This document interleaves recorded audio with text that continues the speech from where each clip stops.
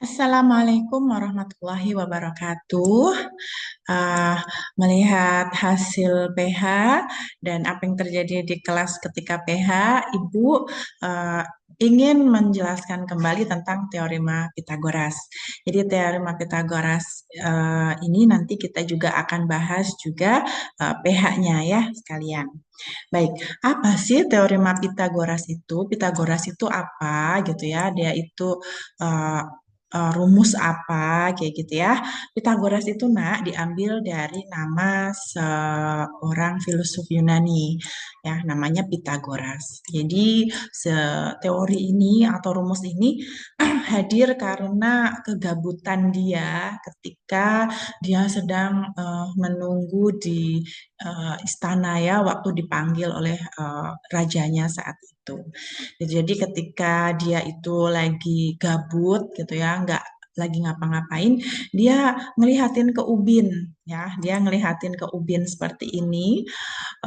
Ubinnya bentuknya kurang lebih seperti ini dan ketika dia lihat, dia amati, ternyata sisinya ini ada segitiga ini ya ABC ini, sisi yang persegi yang bersisian dengan sisi B dan persegi yang bersisian dengan sisi A ini kan di dalamnya ada segitiga-segitiga kecil ya. Ketika dia itu hitung dan jumlahkan, ternyata kok ketika dijumlahkan sama dengan segitiga-segitiga kecil di dalam persegi yang bersisian dengan segitiga C. Nah, ini yang kemarin kita juga activity ya. Nah, itu yang mendasari teorema Pitagoras. Nah, terus teorema ini sebenarnya apa dan buat apa gitu ya. Teorema Pitagoras ini, Nak, itu adalah sebuah rumus yang akan kalian gunakan untuk menyelesaikan salah satu masalah dari segitiga siku-siku. Ya, segitiga siku-siku aja. Lancip nggak bisa, tumpul nggak bisa. Ya, siku-siku aja. Jadi misalkan si siku-siku ini punya masalah, kayak sisinya itu nggak ketahuan berapa, nah itu bisa kita pakai teorema Pitagoras. Emangnya segitiga siku-siku itu apaan dan masalah dia apa? Ya, next slide ya. Oke, segitiga siku-siku adalah segitiga yang salah satu sudutnya 90 derajat. 90 derajat ya. Ini adalah misal sebuah sudut, Nak. Ini ada lengan sudutnya ya. Oh, ini adalah 0 derajat. Kemudian dia naik 10, 20, 30, 40, 50, 60, 70, 80 hingga akhirnya 90 derajat.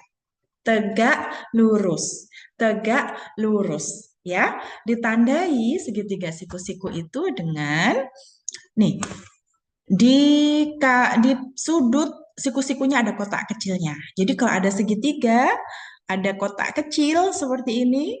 Nah, itu sudut segitiga siku-siku gitu. Bu, kenapa kok cuma salah satu aja? Kenapa enggak dua?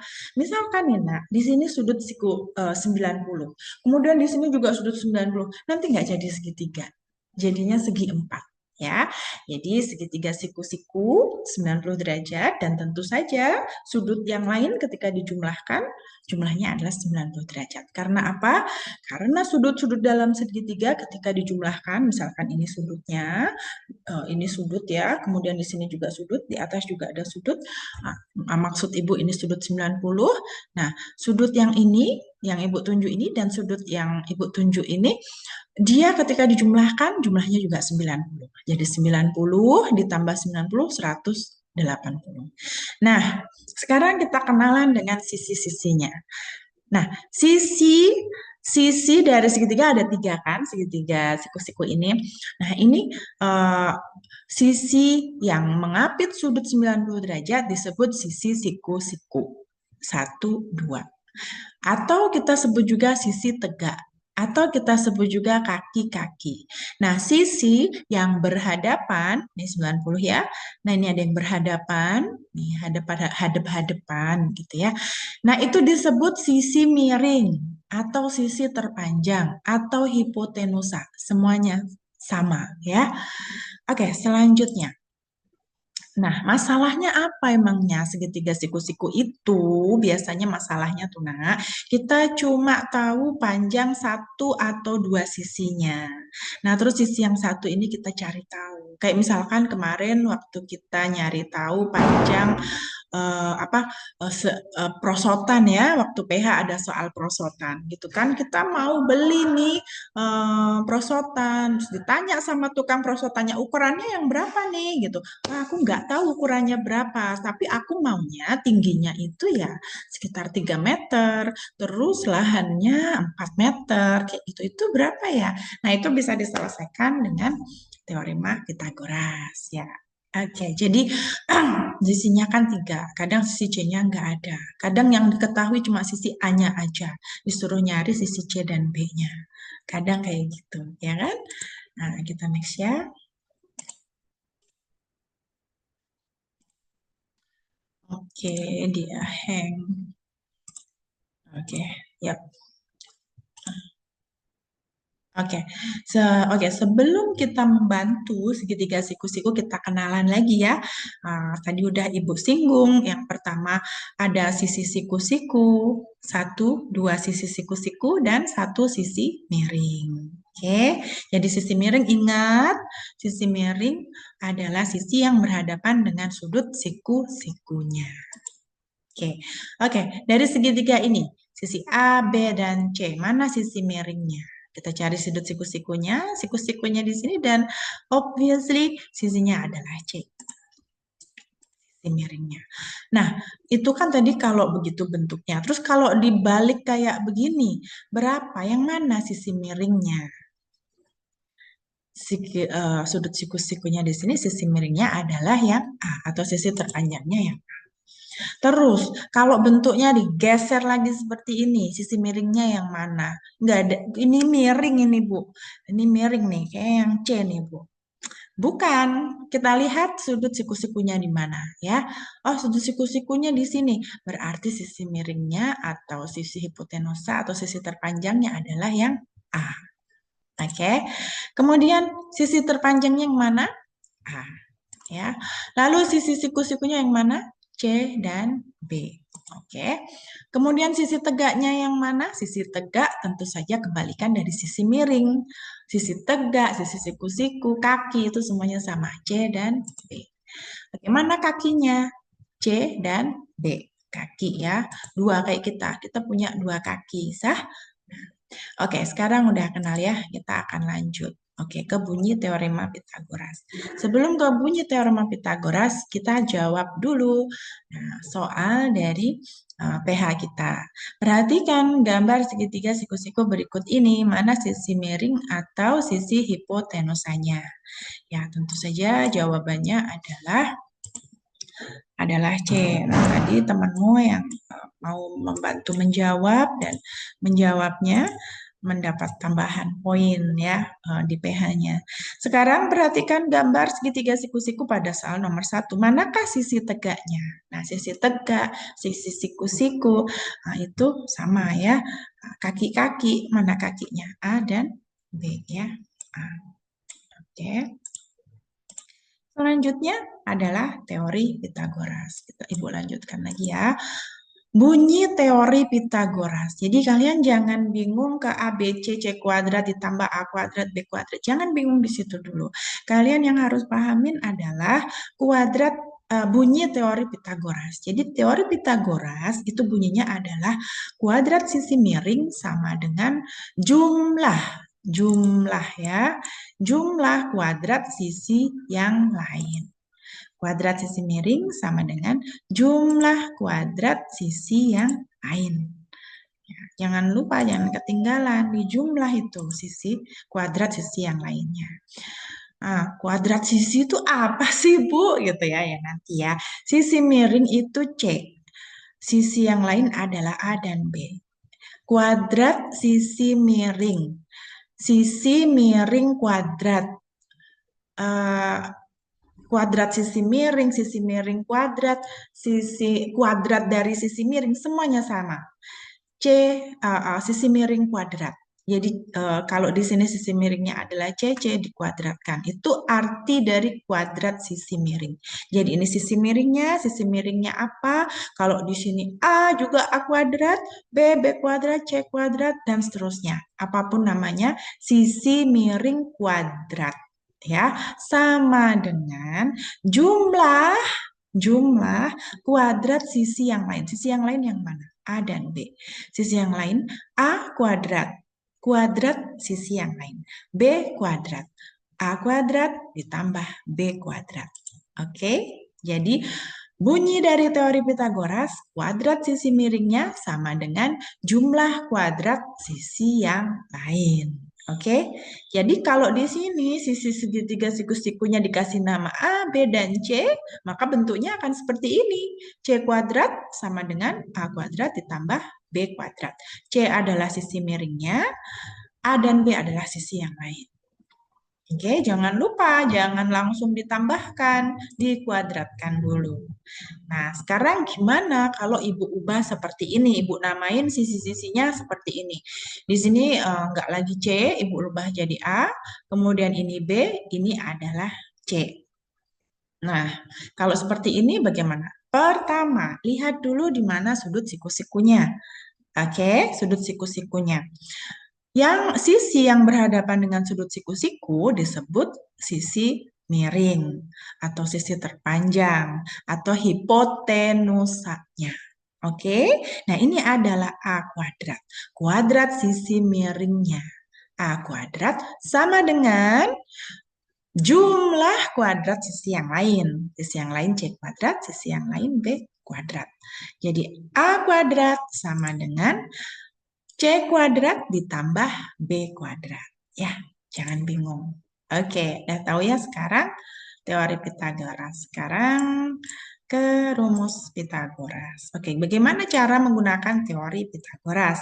Yang pertama tentu yang seperti tadi Ibu contohkan, cari dulu sisi siku-sikunya. Oke, sisi siku-sikunya yang mana? Lalu sisi yang berhadapan adalah sisi miringnya. Nah, kemudian kalian bisa deh menentukan bagaimana rumus Pitagorasnya ya. Lalu kalian identifikasi sisi mana yang kamu cari gitu ya. Lalu masukkan dalam teori Pitagoras ya. Jadi sisi miring, sisi tegak, sisi yang lain. Oke, ya kayak gini ya. Nah, ini contohnya 8 inci sama dengan A-nya adalah 8 inci, B-nya ada 15 inci, dan kalian diminta untuk mencari C-nya berapa. Nah, don't be confused. Tentu saja di sini sisi miringnya adalah C ya. Jadi C kuadrat sama dengan 8 kuadrat ditambah 15 kuadrat. Nih. C kuadrat sama dengan 8 kuadrat ditambah 15 kuadrat. Dioperasikan hingga akhirnya dapat C sama dengan 17. Nah, ini ya. Yang perlu diperhatikan kuadrat dan akar kuadrat. Nah, kita kan di sini menggunakan kuadrat ya, dan nanti di sini kita menggunakan akar. Jadi C kuadrat kenapa jadi C? Itu karena kita akarkan. Nah, kita akarkan C kuadrat karena yang sebelah kanan dari sama dengan ini diakar, maka sebelah kirinya juga diakar. Gitu. Nah, seperti contoh yang ini. Nah, ini ya, yang bawah ini ya. Yang ini. C kuadrat sama dengan A kuadrat ditambah B kuadrat. Kita taruh akar di C kuadrat. Nah, yang A kuadrat plus B kuadrat juga kita kasih akar. Nah, akar itu bagaimana? Nah, ini ya. Perlu diingat, kuadrat dari 4 itu sama dengan kuadrat 4, sama dengan 4 kuadrat, semuanya sama. Sama dengan 4 kali 4, sama dengan 4, di atasnya ada angka 2. Ini ya, bukan 4 kali 2, bukan ya. Nah, kemudian kuadrat dari sisi miring sama dengan kuadrat sisi miring, sama dengan sisi miring kuadrat, sama dengan sisi miring pangkat 2, sama dengan sisi miring kali sisi miring ya. Bukan sisi miring kali 2 ya, kuadrat. Itu yang harus diingat. Oke, nah sekarang ada kuadrat dan akar kuadrat. Nah, Ibu ingatkan kembali, akar kuadrat adalah kebalikan dari kuadrat, kebalikannya. Jadi 4 kuadrat sama dengan 4 pangkat 2 sama dengan 16. Akar 16 sama dengan akar, ini 16-nya kita jadikan bentuk kuadrat, 4 kuadrat. Nah, akar ketemu dengan pangkat, dia netral. Akhirnya tinggallah 4. Jadi akar 16 adalah 4. Akar 25 berapa? Akar 25 adalah, 25 sendiri adalah 5 kuadrat. Jadi akar 25 adalah 5. Tentukan sisi-sisinya. Oke, ini latihan ya. Tentukan sisi-sisinya. Tentukan sisi yang dicari. Oke, sisinya ini adalah C, hipotenusanya. Kemudian sisi yang dicari adalah hipotenusanya. Ini adalah sisi tegaknya. Maka C kuadrat sama dengan A. 3 kuadrat ditambah 4 kuadrat. Oke. Oke, C kuadrat sama dengan ya. Oke, C kuadrat sama dengan 3 kuadrat ditambah 4 kuadrat. 3 kuadrat sama dengan 9, 4 kuadrat sama dengan 16, maka C kuadrat sama dengan 25. Nah, terus gimana nih Bu? Gimana to find out C-nya? Kita jadikan si C kuadrat ini jadi C. Ya, jadi kita gimana caranya kita manipulasi. Jadi matematika itu juga kita belajar manipulasi gitu, tapi dalam arti positif ya, bukan manipulasi negatif. Manipulasi supaya bentuknya itu C gitu loh, C kuadrat ini diapakan? Ya pasti dinetralkan. Dengan apa? Dengan si kebalikannya, kasih akar. Akar C kuadrat. Karena sebelah kiri kita akar, sebelah kanan juga di akar. C sama dengan 5. Gitu ya. Oke, karenanya kalian nanti akan bertemu nih kalau belajar Pitagoras mungkin di YouTube channel dan sebagainya, langsung mereka pakai akar seperti ini. C sama dengan akar A kuadrat ditambah B kuadrat. Asalnya dari situ, karena kita kasih akar sama-sama di sebelah kiri dan sebelah kanan. Oke, nah sekarang kita coba kerjakan lagi soal pH-nya ya. Hmm.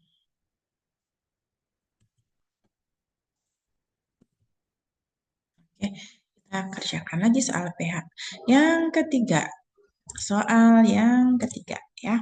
Teori Pitagoras menyatakan kuadrat sisi miring sama dengan jumlah kuadrat sisi siku-sikunya. Ya, jangan lupa jumlah kuadrat sisi siku-sikunya. Ya, kuadrat sisi tegak, apa maksudnya? Diapain sisi tegaknya kan nggak tahu kita. Ya, jumlah kuadrat dijumlahkan. Kuadrat sisi tegak ini iya, cuma diapain sisi tegaknya? Jumlah kuadrat sisi siku-sikunya ya. Oke. Jumlah sisi yang lainnya, oh tentu salah. Jumlah sisi siku-sikunya, tentu salah. Jadi jangan lupa kuadrat sisi siku-sikunya. Teori Pitagoras dapat digunakan untuk menentukan panjang sisi pada segitiga apa? Lancip, tumpul, siku-siku, atau sembarang. Kita sudah belajar, tentu saja segitiga, siku-siku. Perhatikan segitiga berikut ini. Pernyataan yang sesuai dengan teori Pitagoras adalah pernyataan yang sesuai. Kita lihat sudut siku-sikunya, kita lihat sisi miringnya. So, it's sisi miring kuadrat C kuadrat sama dengan jumlah kuadrat sisi yang lain. C kuadrat sama dengan A kuadrat ditambah B kuadrat. Oke. Oke, sekarang, nah ini penyelesaiannya. Nah, ini kan rumusnya. Ini penyelesaiannya. Penyelesaiannya bagaimana? Tadi kan kita bikin supaya si C ini jadi C kuadrat ini jadi C. Dengan cara apa? Dengan dikasih akar. C kuadratnya di akar, kemudian A kuadrat plus B kuadratnya juga di akar. Jawabannya adalah ini ya. Nah, seperti ini. Misalkan kalian mau langsung masukkan angkanya, boleh ya. Seperti ini tadi yang Ibu yang mana tadi ya? Oh, di sini. Yang ini. Nah, Ya, sama asalnya begini. Ya, C kuadrat. Ini akar. C sama dengan akar 5 kuadrat. Atau I will remind you dengan gambar yang ini. Ya, C sama dengan akar A kuadrat plus B kuadrat. Nah, be careful. Lihat segitiganya, lihat nama sisi-sisinya. Oke. Selanjutnya adalah soal nomor 7. Perhatikan segitiga pada soal 5. Pernyataan yang sesuai dengan teori Pitagoras adalah nih nomor 5. Kan rumusnya C kuadrat sama dengan A kuadrat plus B kuadrat ya nak ya. Nah sekarang ini diotak-atik sama ibu. Nah ini kan tadi C kuadrat plus B kuadrat. Ini kan. Nah ibu pindahin ke sini biar gampang ya. Nih ya. Nah ini kan yang tadi ya. Nah Nah, ini kita lihat dong. Kita lihat dong sekarang. Ini yang C kuadrat ini sudah pasti salah ya. Sudah pasti salah. Kenapa? C kuadratnya ini kok negatif, ini kok negatif. Kan ini positif. Ya, ini udah pasti salah. Kita hapus. Kemudian yang ini juga sudah pasti salah, kita hapus. Sekarang kita observasi yang A kuadrat. A kuadrat sama dengan B kuadrat minus C kuadrat, ataukah A kuadrat sama dengan C kuadrat minus B kuadrat. Nah, kita observasi, nah. Nah, ini kan A kuadrat. A kuadrat kan. Jadi kita mau A kuadrat ini sama dengan berapa? Nah, kita hilangkan ini B-nya dengan apa? Dengan operasi dengan kebalikannya, ya. Ini. Operasi dengan kebalikannya gimana, Bu? Maksudnya. Nah, ini kan A kuadrat plus B kuadrat ya. Ini kan plus ya. Jadi kita kurangi, nak. Kita kurangi supaya jadi 0, ya. Minus B ya. A kuadrat ditambah B kuadrat minus B kuadrat kan nanti jadi sama dengan A kuadrat A kuadrat minus ditambah 0 kan? Ditambah 0, ya enggak? Nah, jadinya 0 sama dengan A kuadrat ya. Sama dengan A kuadrat. Ya kan? Nah, ini adalah operasi aljabar ya. Karena yang sebelah kanan itu dikurangi, maka sebelah kiri sama dengan ini juga dikurangi. Oke? Nah, oke. Nih, C kuadratnya juga akan Ibu kurangi dengan apa? Dengan B kuadrat. Oke? Nah, sekarang kita bisa lihat A kuadrat sama dengan C kuadrat minus B kuadrat. A kuadrat sama dengan C kuadrat minus B kuadrat. Ini adalah jawabannya. Nah, ini adalah jawabannya. Oke, sampai sini dulu. Besok kita lanjutkan lagi. Oke, kita jawab. Udah dapat ya. Jadi begini, gampangnya nih nak ya. Ini ya, A kuadrat sama dengan C kuadrat minus B kuadrat. Jika kalian diminta untuk mencari tahu sisi tegaknya, tentu saja itu adalah sisi terpanjangnya dikurangi. Ya, ini juga sisi tegaknya nih. Sisi terpanjangnya dikurangi kuadrat sisi yang lain. Nah, kalau dicari itu adalah C kuadratnya atau sisi terpanjangnya, maka tentu saja itu adalah penjumlahan sisi yang lain. Gitu. Sampai di situ dulu, Ibu kasih worksheet, minta tolong, bukan minta tolong ya, itu dikerjakan, it's help you, it's not help me, kalian mau ngerjakan itu atau tidak, nggak ada manfaatnya buat Ibu ya, itu insya Allah bermanfaat buat kamu untuk latihan ya, untuk latihan. Baik, itu dulu. Assalamualaikum warahmatullahi wabarakatuh.